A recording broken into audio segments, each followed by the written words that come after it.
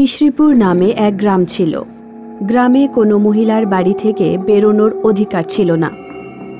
মহিলারা বাড়ির চার দেয়ালের মধ্যেই থাকত। বাইরের সব কাজ, যেরকম কুয়ো থেকে জল আনা হোক বা বাজার থেকে জিনিস আনা হোক, সবই পুরুষরা করত।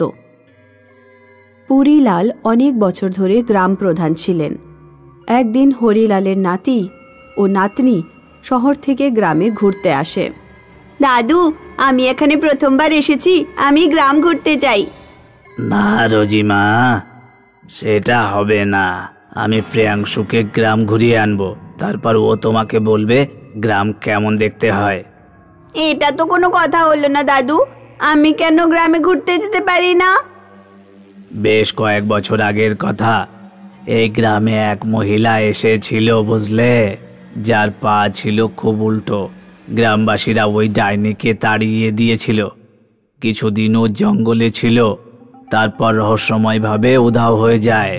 গ্রামের বড় বয়স্করা বলে ও নাকি প্রেতনী ছিল, যে যমজ দুই মেয়ের জন্ম দিয়ে মারা যায়।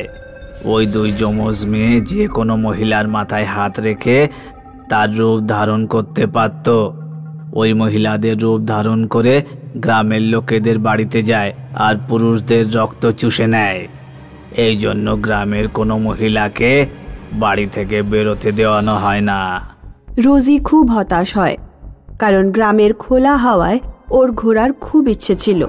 যখন দাদু শুতে চলে গেল, তখন প্রিয়াংশু রোজিকে বলল, তুই চিন্তা করিস না, আমি চুপি চুপি করে কোনো একদিন তোকে গ্রামে ঘুরিয়ে আনবো। তুই আমার জামা পরে নিস আর হনুমান টুপি পরে নিস। ভূত প্রেতনীদের আমি কিন্তু ভয় পাই না। একদিন রাতে যখন হরিলাল বিয়ে বাড়ি গেল, তখন প্রিয়াংশু আর রোজি গ্রাম ঘুরতে বেরোলো। আরে বাহ, এই কুয়োটা তো দেখো কত গভীর, আমি এর থেকে জল তুলবো। ওদিকে দুই যমজ পেতনি গাছে বসে কোনো শিকারের অপেক্ষায় ছিল। ওই কুয়োতে কে আছে? আমার তো মনে হচ্ছে ওদের মধ্যে থেকে একজন কোনো একটা মহিলা। আমার তো মনে হচ্ছে দুজনই পুরুষ। আমি মহিলার গন্ধ অনেক দূর থেকেই পাই। এই দুজনের মধ্যে নিশ্চয়ই একটা মেয়ে আছে, কিন্তু কোনজন সেটা জানতে পারছি না। কুয়ো দেখার পর প্রিয়াংশু আর রোজি তেঁতুল গাছ থেকে তেঁতুল পেড়ে খেতে থাকে। তখনই ওদের সামনে দুটো কাপড় ওপর থেকে পড়ে। একটা খুব সুন্দর ফ্রক ছিল আর অন্যটা ছেলেদের শার্ট। এই শার্ট আর ফ্রক কোথা থেকে পড়লো? এই ফ্রকটা তো খুবই সুন্দর। তখনই ঝোপ থেকে কোনো মহিলার চিৎকার শোনা যায়। হ্যাঁ, এই শব্দটা কিসের? রোজি আটকাতে চাইলেও প্রিয়াংশু শোনে না আর ঝোপে ঢুকে পড়ে। যমজ পেতনিদের মধ্যে একটা পেতনি ঝোপে লুকিয়ে বসেছিল। ও নিজের ভয়ানক হাত দিয়ে প্রিয়াংশুর গলা চেপে ধরে। অন্য পেতনিটা রোজিকে ধাওয়া করে। ফ্রক পছন্দ করে তুই বলে দিয়েছিস যে তুই মেয়ে। পেতনিটা এক হাতে রোজির গলা ধরে আর অন্য হাত রোজির মাথায় রেখে রোজির রূপ ধারণ করে নেয়। কিছুক্ষণ পর প্রিয়াংশু ঝোপ থেকে বেরিয়ে আসে। রোজি, পালা এখান থেকে, ঝোপের মধ্যে একটা প্রেতনী আছে। আমি অনেক কষ্ট করে ওর হাত থেকে ছাড়া পেয়েছি। প্রিয়াংশু জানতো না যে ও রোজি নয়, একটা পেতনি। প্রিয়াংশু রোজি ভেবে পেতনিটাকে নিজের বাড়িতে নিয়ে চলে আসে। কিছু হয়নি দাদু, সব ঠিক আছে। প্রিয়াংশু আর দাদু ঘুমিয়ে পড়ে, কিন্তু রোজি বিছানায় জেগে থাকে। রাত দুটোয় উঠে ও গ্রামের বাড়ি বাড়ি যেতে থাকে। কি হলো? কে তুমি? প্রধান, আমার দাদু।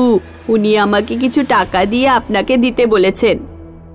টাকার কথা শুনে লোকটা খুশি হয়ে যায় আর উনি রোজিকে নিজের বাড়িতে ভেতরে ডেকে নেয়। এইভাবে পেতনি রোজির রূপ ধরে কয়েকটা বাড়িতে যায় আর গ্রামের 1 ডজন লোকের রক্ত পান করে। পরের দিন সকালে গোটা গ্রামে হাহাকার পড়ে যায়। মেয়েদের কান্নার আওয়াজ শুনে হরিলাল বাড়ির বাইরে আসে। প্রধানের নাতনির রূপে পেতনি এসেছিল আর আমার বরের রক্ত খেয়ে গেছে। হরিলাল বুঝতে পারে কাল রাতে প্রিয়াংশু আর রোজি বাইরে যাওয়ার দরুন পেতনি সুযোগ পেয়ে গেছে। হরিলাল নিজের বাড়ির দিকে যেতে থাকে। প্রিয়াংশু বিছানায় শুয়েছিল আর রোজি উধাও ছিল। হে ভগবান, তোমাকে ধন্যবাদ যে প্রেতনীটা প্রিয়াংশুর রক্ত খায়নি। কি হয়েছে দাদু? তোমাদের দুজনের জন্য অনেক বড় সমস্যা হয়ে গেছে।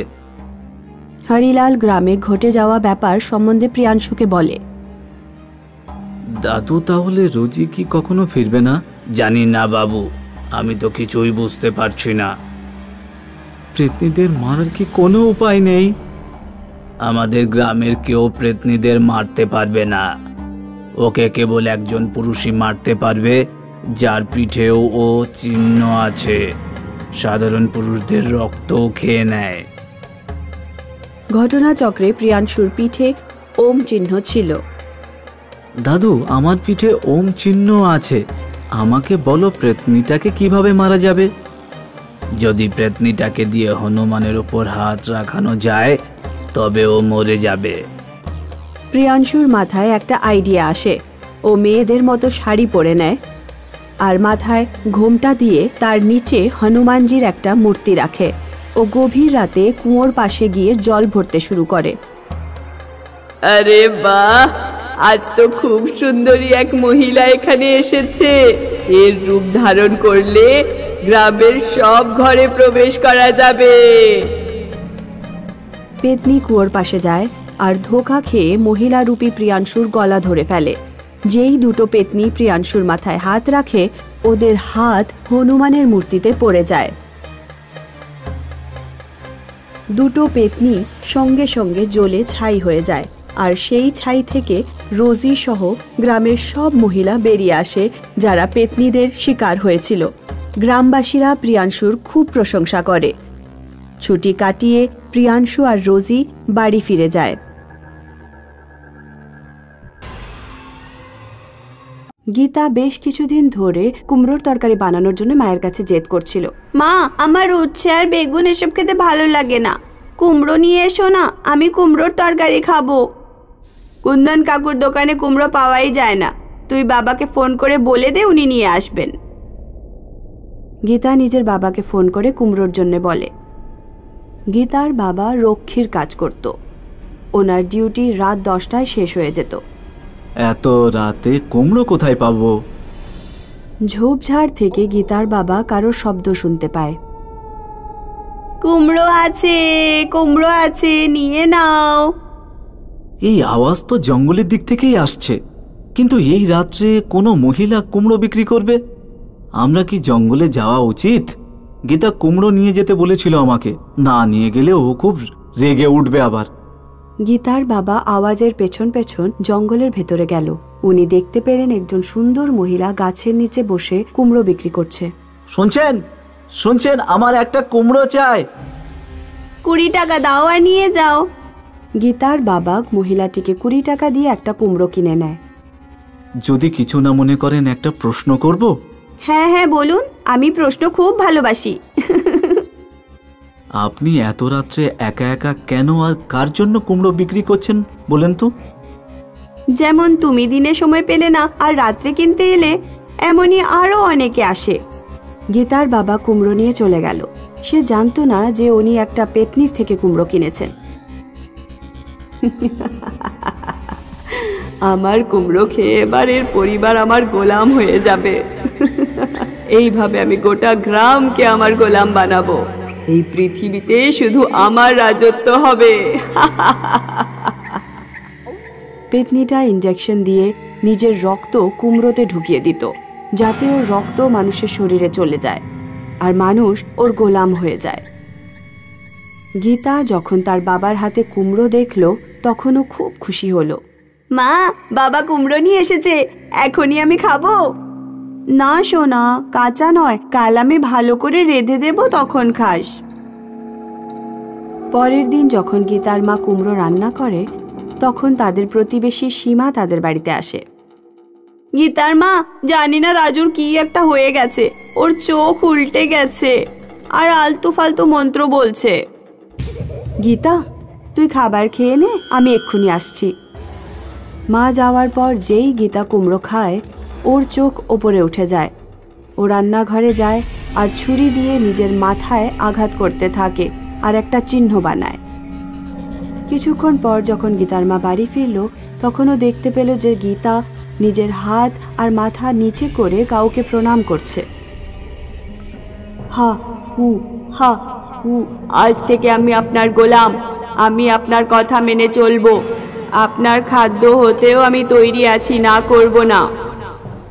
গীতা, তুই কি করছিস? রাজু এমনই করছিল। হা হু হা হু। গীতার মা চিৎকার করতে থাকে। গীতা, বন্ধ কর এসব পাগলামি। কি বললি তুই? গীতা মাটি থেকে ছুরি তুলে নিল আর মায়ের দিকে এগিয়ে গেল, কিন্তু তখনই পেছন থেকে সীমা এসে গীতার হাত ধরে ফেলে। সীমা আর গীতার মা মিলে গীতাকে বেঁধে ফেলে। রক্ত খাবো, তোমাদের দুজনের রক্ত খাবো, খোলো আমাকে। আমি জানতে পেরেছি রাজু কুমড়ো খেয়েছিল, আর তোমার বাড়িতেও কুমড়োর তরকারি রান্না হয়েছে, যেটা গীতা খেয়েছে। এই কুমড়ো এক পেতনির। এটা সেই পেতনিটাই তো নয় যার সম্পর্কে গ্রামের বড় বুড়োরা কথা বলে? হ্যাঁ, এটা ওই পেতনি। আমাদের যে করেই হোক ওকে মারতেই হবে। কিন্তু আমরা ওই পেতনিকে কিভাবে মারবো? পেতনির প্রাণ ওর চুলে থাকে। যদি ওর চুল কাটা যায় তবেই ও মরে যাবে। সীমা আর গীতার মা রাতে সেই জায়গায় পৌঁছায় যেখানে পেতনিটা কুমড়ো বেচত। তুই পেছন থেকে কেঁচি নিয়ে আয়, আমি সামনে থেকে আসছি। খেয়াল রাখিস, ওর চুল তখনই কাটতে হবে যখন ও পেতনির রূপে থাকে। সীমা মহিলার রূপে বসে থাকা পেতনির কাছে গেল। দিদি, আমায় 10টা কুমড়ো চাই। 10টা কুমড়ো? এত কুমড়ো দিয়ে কি করবি? 2-4টে নিয়ে যাও। না না, আমার তো 10টাই চাই। এখন আমার কাছে 10টা কুমড়ো নেই। আমি বললাম না আমার 10টা কুমড়োই চাই। তুমি যেখান থেকেই হোক আমাকে কুমড়ো এনে দাও, আমি কিছু জানি না। এটা কোনো কথা হলো? আমি কোথা থেকে এনে দেব? আমি তোমাকে 1000 টাকা দিচ্ছি। ভেবে নাও যে তুমি আমার চাকর। এবার যাও, 10টা কুমড়ো যেখান থেকেই পারো নিয়ে এসো। আমি তোর চাকর নই। তোর চেহারাটা তো চাকরের মতোই। সীমা ইচ্ছে করেই পেতনিটাকে রাগিয়ে দেয়, আর পেতনিও রেগে যায় আর নিজের আসল রূপ ধরে নেয়। এখনই তোর রক্ত খেয়ে তোকে 10টা কুমড়ো দেব। তখনই গীতার মা পেছন থেকে এসে কেঁচি দিয়ে পেতনির চুলটা কেটে দেয়। চুল কাটতেই পেতনি মারা যায়। পেতনি মরতেই গীতা ঠিক হয়ে যায়।